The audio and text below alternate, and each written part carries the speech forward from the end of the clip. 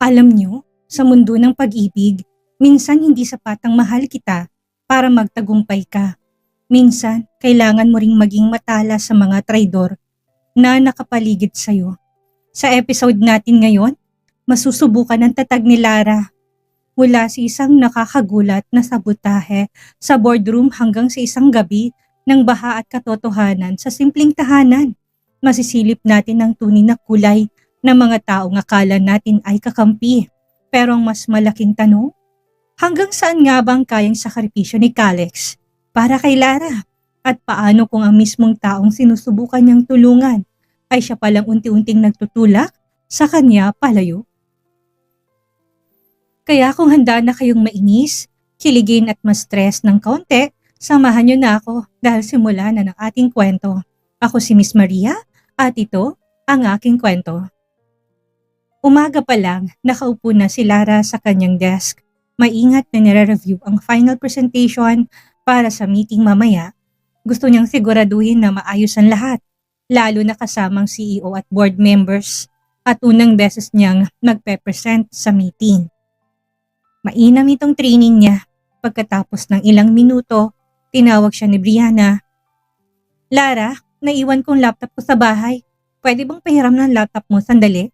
Kailangan ko lang i-check yung format ng isang file para compatible sa projector natin. Anitong seryoso ang muka.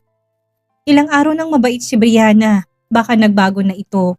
At wala din naman siyang mapapalang awayin ng babaeng minamahal ni Calix. Sige. Sandali lang, isi-save ko lang tong ginagawa ko.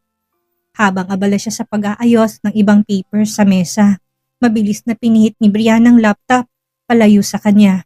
Kumikilos ng tila nagtatype lang, pero sa likod ng mabilis na paggalaw ng mga daliri nito, binubuksan na nitong presentation file para mamaya. Mabilis nitong binagong ilang mahalagang data, graphs, at budget allocation sa slides. Dinagdagan din ng maling figures ang isa sa pinaka-importanting bahagi ng report at tinanggal ng ilang supporting documents na naka-embedded sa file. Bago pa mahalata, agad nitong sinave ang file at sinaradong lahat ng bakas ng ginawa. Ayan, okay na. Thanks ha, ani Brianna na nakangiti sa kanya. Walang anuman. Lara, gusto ko sanang maging magkaibigan tayo. Kung okay lang sa'yo, anitong lumapit sa kanya. Oo naman, walang problema. Nakapwesto na si Lara ng mahaba at makintabs na mesa. Hawak ang clicker para sa presentation. Nasa kaliwa niya si Calix. Seryosong mukat nakatingin sa kanya. Sa kanan, naroon lahat ng board members at department heads. You got this, ani Calix bago siyang magsimula. Tumagong si Lara at sinimula ng presentation. Una, maayos ang daloy. Lumalabas sa projector ang graphs at charts na pinaghirapan niya kagabi. Ngunit pagdating sa ikalimang slide, bigla siyang napatigil. Sa screen, lumitaw ang mga maling detalye ng budget projection. May maling decimal, kulang ang zero at parang imbalance ang figures. Miss Lara, are you sure these numbers are correct? Mukhang imposible itong projection mo. Anang isa sa board members. Napalunok siya. Hindi yun ang file na ginawa niya. Sinubukan niya mag-scroll sa susunod na slides, ngunit lalo siyang nataranta. May graphs, nasira ang format, figures na halatang mali at kulang ang ilang data. Ramdam niyang pag-init ng kanyang muka at bawat segundo'y parang isang oras. Nakikita niya sa gilid ng kanyang mga mata ang bahagyang ngiting tagumpay ni Brianna mula sa kabilang dulo ng mesa. May ginawa itong sabotahe sa file niya kanina. Hindi siya dapat nagtiwala. If this is the quality of your report, I'm concerned about the accuracy of the whole project proposal. Anang isa pa, napatingin si Calix sa kanya. Ngunit hindi galit, mas lamang ang concern. Huminga siya ng malalim. Alam niyong kung mananahimik siya, tuluyan siya mapapahiya. Kaya marahan niyang sinara ang clicker at diretsong humarap sa lahat. I apologize for the confusion. This is not the final file I prepared. May I request a short break? I have the correct version saved separately. Let's give her 5 minutes.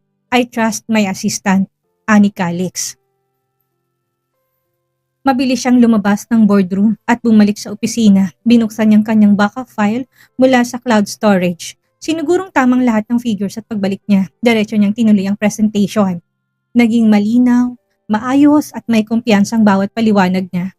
Pagkatapos, imbis na pintasan, humanga ang board members sa kanya. Sa gilid, sinulyapan niya si Brianna. Tila hindi ito makapaniwala na nakabawi siya. Pagkalabas ng boardroom, humabol ang mga yabag ni Calix sa likuran ni Lara. Hindi lang ito nakangiti, kumikinang din ang mga mata. Congratulations Lara, you just turned a disaster into a win. Napatingin si Lara, bahagyang nagulat sa saya ng boss. Salamat, pero kung hindi mo ko binigyan ng 5 minutes, baka wala na akong mukhang ihaharap. Tumawa si Calix, mababa't may halong pag-aalalang hindi nito maitago. I knew you had it in you. At isa pa, hindi ko hayaang mapahiya ka sa harap ng iba. Not when I know what you can really do. Habang naglalakad sila papunta sa elevator, panay ang kwento ni Calix. At pagsara ng elevator, kagaya ng inasahan niya, kinabig siya nito at sinihil ng alik. Sa labi, gumanti siya ng maalab na halik. Malapit nang matapos ang kasunduan. Susulitin niya na, lumabas siya ng elevator at nagtungo sa parking. You know, that kind of composure under pressure, rare yan. Alam mo bang may ilang managers dyan na hindi makakapag-deliver ng ganyan kahit na 10 taon na sila sa kumpanya? Ibig sabihin magaling ka talaga. Nasanay lang ako sa'yo. Habang tumatakbong sasakyan, natural lang ang daloy ng usapan. Madaming kwento si Calix. Pagdating nila sa mansyon, binuksan kagad nitong pinto para sa kanya at inalalayan siya papasok. Kain na tayo ng dinner, tapos magpahinga. Anitong nakahawak sa braso niya. Malalim ng gabi, tahimik ang paligid. Tanging mahinang ugong ng aircon ang narinig habang nakahiga si Lara sa kama. Nakatitig siya sa kisame. Hindi niya maiwasan na mag-overthink sa mga nagaganap. Naunang matulog si Calix nang biglang nag-vibrate ang cellphone nito sa bedside table. Napatingin si Lara sa screen. Tumatawag si Brianna. Nag-aalangan siya, pero sa sobrang tagal ng ring, dinampot niyang telepono at sinagot. Sa kabilang linya, maririnig ang lasing na tinig ni Brianna.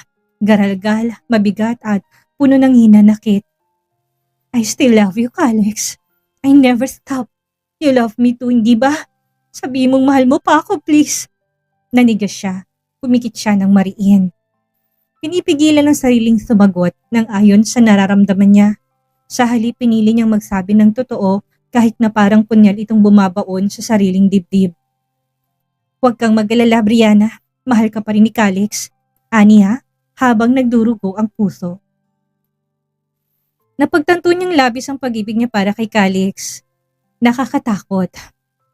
Abala si Lara sa pagbubukas ng laptop nang mapansin ang papalapit na hakbang. Sa peripheral vision niya, nakita niyang figurang tila naglalakad sa runway, hawak ang cup ng kape. Good morning, Lara. Para sa'yo. Peace offering. Ani Brianna na nakangiti. May bahid ng excitement ang tinig. Napatingin siya, bahagyang nagulat at nag-alangang tanggapin ng kape. Teka, wala bang lason yan? Wala. Grabe ka naman sa akin. Mahirap magtiwala matapos mo ko ipahamak ng ilang beses. Ani ang tinanggap ang kape. Umupo si Brianna sa tabi ng mesa niya, nakasandal pa sa gilid na parang kampante sa presensya niya. Gusto kong linawin, kagabi nang tumawag ako. Totoo ba yung sinabi mo? Na mahal pa rin ako ni Calix? Ramdam niyang kabog ng dibdib pero pinanatiling kalmado ang boses. Oo, yun yung sabi ko, hindi ba? Nagliwanag lalong mukha ni Brianna para bang nakakita ng liwanag sa dulo ng madilim na tunnel. Paano mo nasabi? Teka, akala ko lasing ka kagabi. Bakit tandang-tanda mo sinabi ko? Secret lang, kunwari lang akong lasing. Ay, kailangan na magkabalikan kami. Nagsisisi ako sa ginawa kong pag-iwan sa kanya. Tumangutango siya. Naging substitute bride lang ako. Ikaw pa rin ang nasa puso niya. Ani ang napayo ko. Sinabi ba niya mismo sa'yo yan? Hindi, pero kontrata lang ang kasal namin. After 6 months, matatapos. Pagtiyaga ka lang sa paglapit, kahit na umiiwas siya sa'yo. Gusto ko lang niyang bigyan ng leksyon para makita mong halaga niya. I knew it! Alam kong hindi pa kami tapos ni Calix. Thank you, Lara. You're a good friend. Anitong yumakap. Lo, feeling close? Kaya please lang ha, tigilan mo ng pananabotahe mo sa akin. Oo, my friend. close na tayo magmula ngayon. Pero totoo ba talaga? Akala ko ikaw nang mahal niya. Anitong tila naninimbang.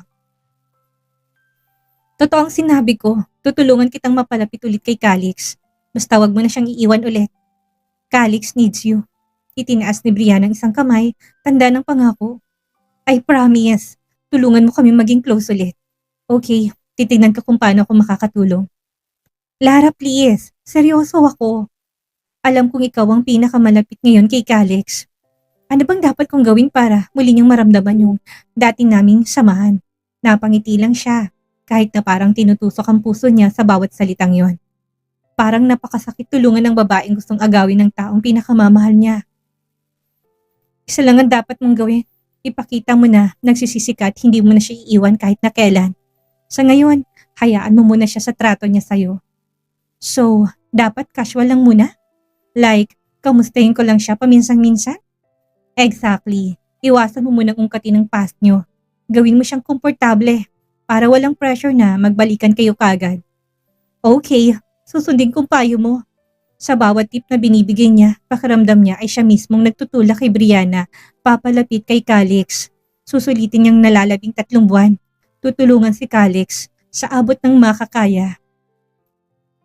Ay, pwede ba? Yayain mo siya na mag-dinner. Ibibigay ko sa yung name ng restaurant later tapos kunwari makikita ko kayo doon. Then, sasadyain mong iwan kaming dalawa para magkaroon kami ng oras sa isa't isa. Sige, no problem. Ani ang tila sa ilong galing ang tinig. Thank you so much, Lara, my friend. Nakangiti nang tumalikod si Brianna. Dala ang bagong pag-asa na parang punyala na nakabaon ngayon sa dibdib niya. Iyaya niya si Calix sa restaurant na sinabi ni Brianna. Agad namang pumayag ang asawa. Pagdating nila ay inabutan sila ng menu ng waiter. Habang namimili ng pagkain ay biglang dumating kunwari si Brianna at nilapitan sila. Brianna, tara, kung wala kang kasama dito. Dito ka na lang sa table namin, ani Lara na kulang sa sigla. Napatingin sa kanya si Calix. Hindi niya na kailangan magdalawang salita. Mabilis na naupo sa tabi ng boss, si Brianna. Nakaupo silang 3. Si Brianna ay blooming at puno ng energy habang siya'y nakangiti kahit na may halong kirot sa dibdib. At si Calix naman ay walang kaalam-alam sa totoong dahilan ng casual dinner na ito.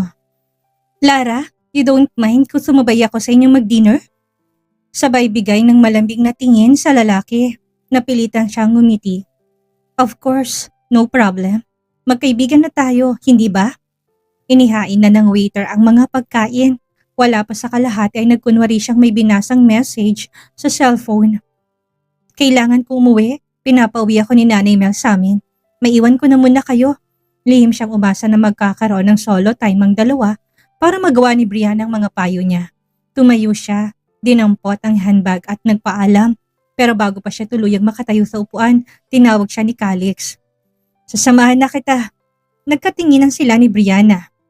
Hindi na. Okay lang ako. Samahan mo si Brianna.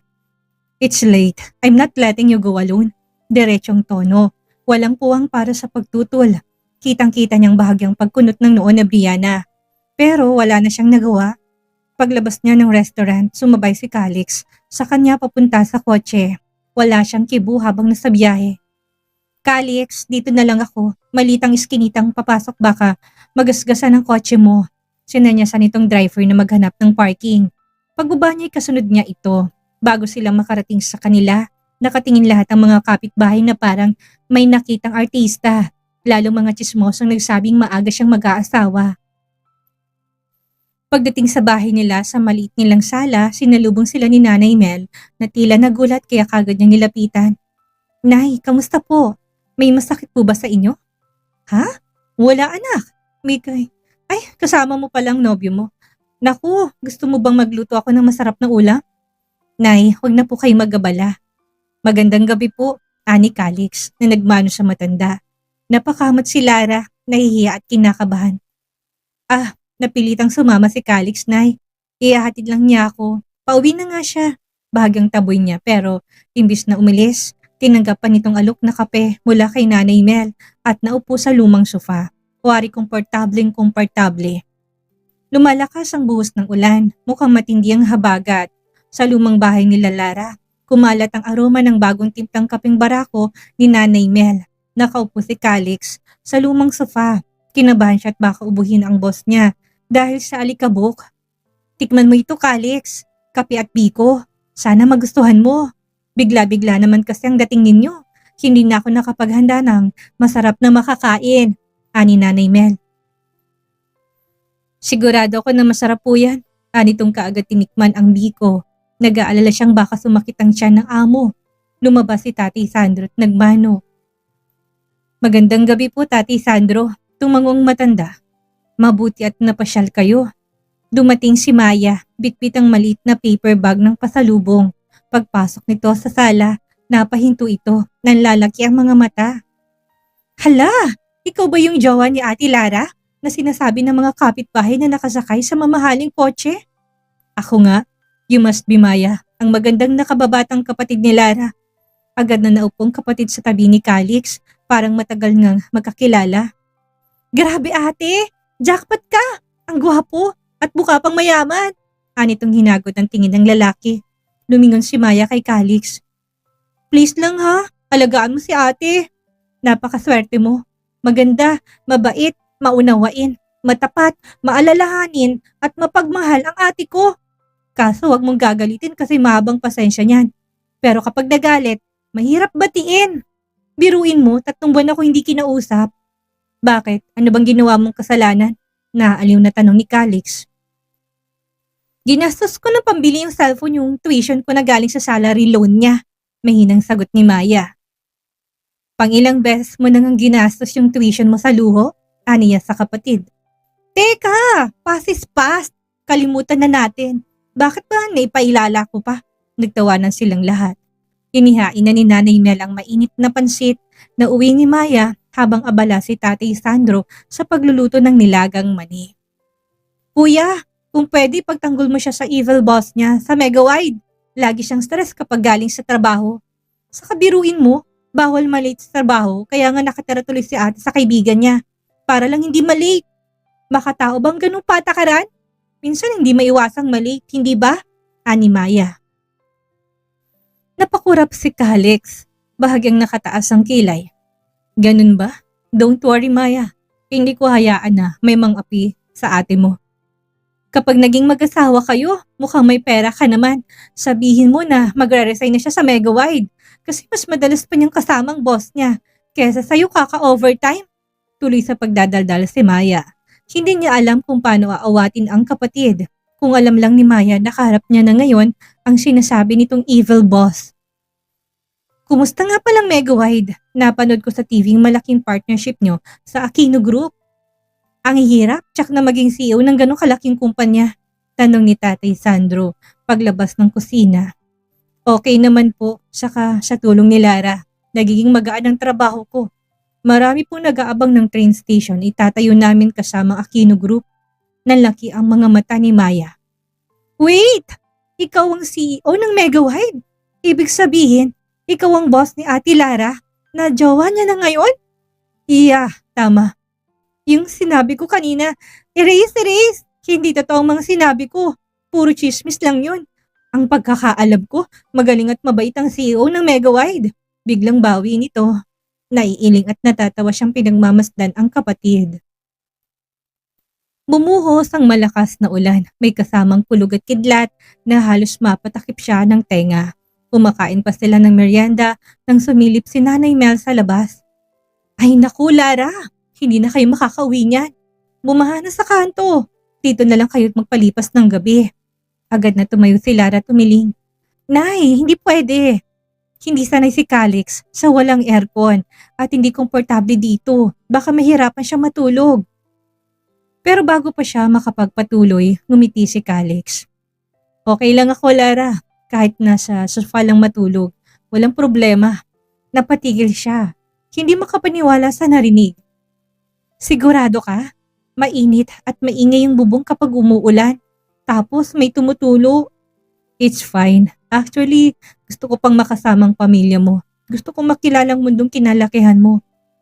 Napatingin si Nanay Mel at ngumiti. O siya, magpahinga na kayo. Anitong inabot ang kumot at unan.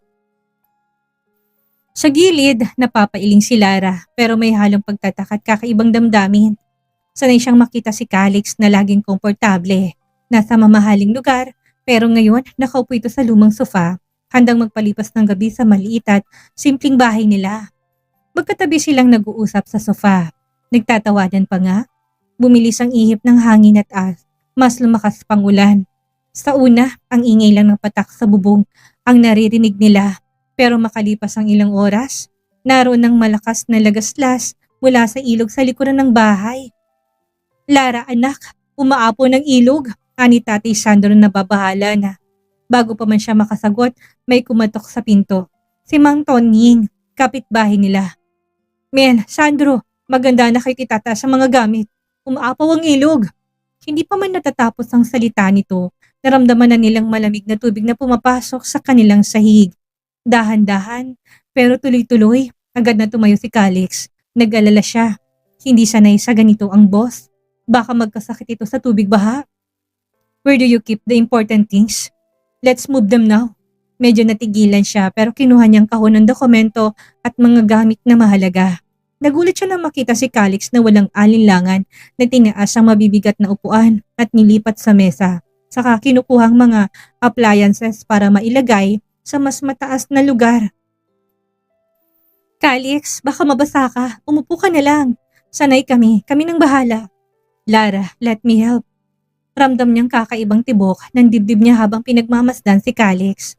Basang-basa ang pantalon at sapatos. Nakatupi ang manggas at seryosong tumutulong na parang sanay sa ganitong hirap. Sa isip niya, grabe ang pagmamahal nito sa kumpanya para magsakripisyong utuin siya ng todo. Grabe, hindi ba?